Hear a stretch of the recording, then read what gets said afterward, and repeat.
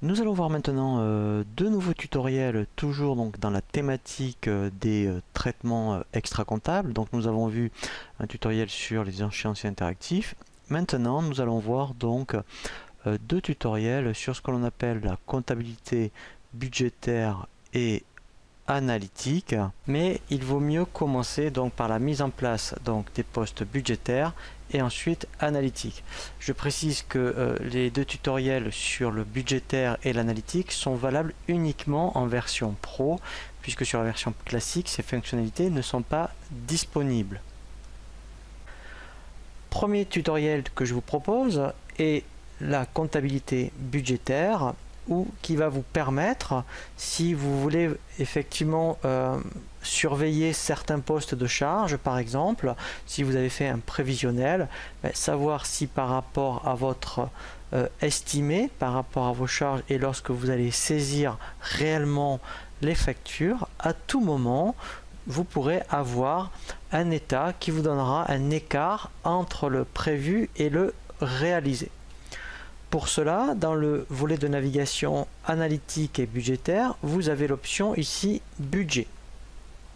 Nous allons donc prendre quelques comptes de charge, comme éventuellement le téléphone, tout ce qui est location, par exemple, tout ce qui est EDF. Et bien, par rapport à ces trois charges, nous allons créer trois postes budgétaires. Donc, je vais cliquer sur ajouter. Je prends budget général. Donc nous verrons budget analytique justement avec la comptabilité analytique. Voilà, donc là, mettons, je vais commencer par mettre, admettons, téléphone. Donc je mets en code tel. Il sera de type général. En intitulé, je vais mettre téléphone. Voilà. Donc ici, en fait, je peux déjà, vous voyez, estimer mes montants de charge. Alors ça peut être soit vous les estimez tous les mois, ça pourrait être par exemple tous les 2 mois, voire tous les trimestres ou les 6 mois, voilà, etc. Donc une fois que vous avez ici saisi les estimés, effectivement au niveau des critères, il va falloir indiquer les comptes que vous voulez prendre en compte pour que ça alimente votre poste téléphone. Alors ici je fais ajouter. Je vais donc directement choisir les comptes pour lesquels je veux que ce poste budgétaire soit alimenté. Donc ici, je vais déjà mettons taper 626. Alors là, plusieurs possibilités. J'aurais très bien pu mettre éventuellement Orange. Et dans Orange, j'aurais dit, eh bien, va me chercher à la fois, vous voyez, admettons, je peux cocher le téléphone. Donc là, c'est le frais de portable. Voilà.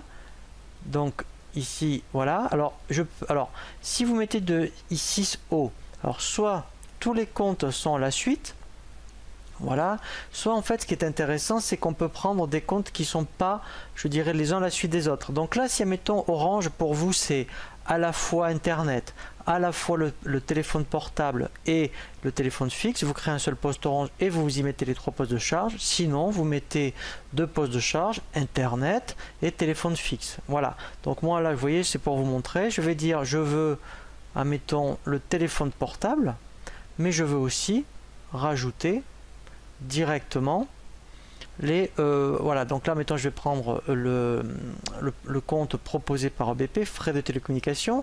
Donc ça, mettons, je vais dire que c'est la ligne fixe.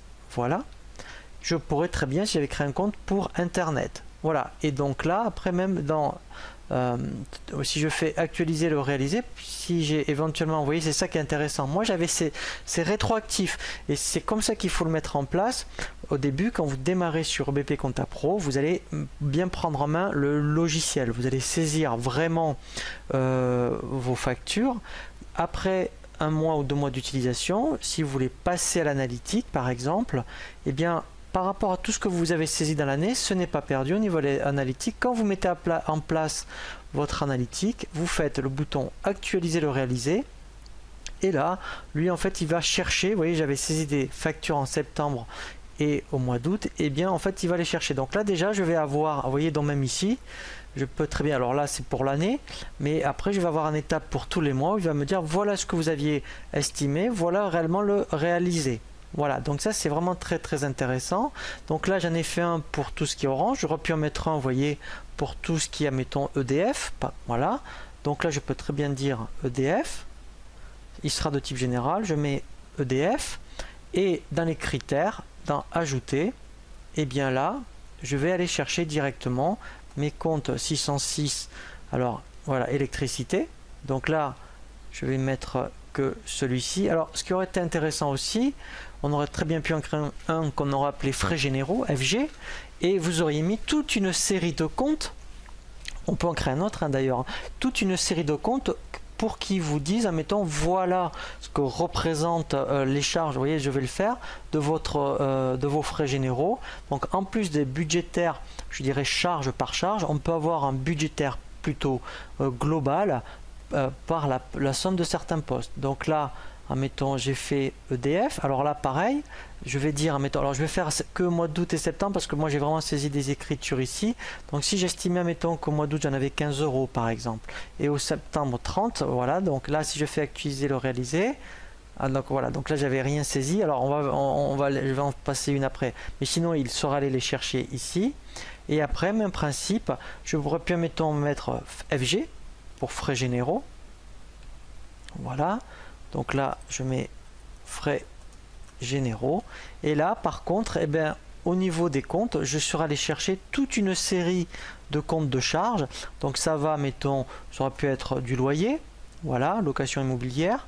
Donc je dis là, je veux le 613. Voilà. Mais je veux aussi tout ce qui est téléphone.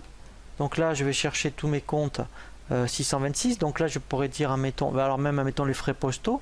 Donc là, je sélectionne d'ici, voilà, à, vous voyez, donc je retape 626, voilà, ici, voilà, etc. Donc là, j'aurais pu même vous voyez, donc tout ce qui est, mettons, tout ce qui est uniquement la EDF. Donc là, c'est vraiment très intéressant parce qu'on va chercher pas mal de fourchettes de comptes, mais elles ne sont pas obligées d'être les uns à la suite des autres. Et là, pareil, la dotation, là, par contre, vous dites, ben voilà, admettons, mes frais généraux au mois d'août, je les estime à 500 € et au mois de septembre à 600 €. Et en fait, quand on fait actualiser, lui va en fait faire la somme vraiment de toute la fourchette des comptes. Voilà. Donc ça, c'est sincèrement, moi je vous invite vraiment à le mettre en place. Vous avez vu, c'est relativement facile à mettre en place. On crée des postes et après on va chercher les comptes qui alimentent ces postes-là. Et donc là, après, pour à la fin du mois, pour avoir vraiment après un état, je dirais, analytique. Alors, vous avez déjà dans le menu ici impression ou directement ici analytique et budgétaire. Vous voyez, vous avez budgétaire, vous avez budget. Voilà, donc là, en fait, on a tous les postes budgétaires. Après, effectivement, dans statistiques, voilà, ici, vous voyez. Alors, je parle que des budgets. On verra dans un autre tutoriel tout ce qui est analytique, ventilation analytique. Et bien là, je peux avoir un suivi détaillé déjà des budgets. Donc là, vous voyez, je veux de EDF à Orange. Et bien, j'aurai ici, voilà, directement le même état. Donc là, c'est bien parce que je l'ai mois par mois. Donc après, on peut très bien l'imprimer. Voilà. Donc là, après, je peux très bien après avoir un aperçu. Voilà. Donc ça, c'est vraiment très intéressant. Et ensuite, par rapport, donc je peux avoir aussi une représentation graphique. Mais après, ce qui est intéressant, c'est que dans le menu impression, voilà, ici, j'ai effectivement, voilà. Alors, je vais me mettre en plus grand. Au niveau des budgets, voilà, ici j'ai des synthèses. Et là, en fait, je vais avoir effectivement, voilà, donc là je peux très bien avoir un état, vous voyez, entre les écarts et les réalisés, eh bien, de tous mes postes. Et ensuite, en plus, ce qui est intéressant, l'année prochaine, vous aurez aussi un comparatif par rapport à N-1. Donc ça, c'est vraiment très intéressant.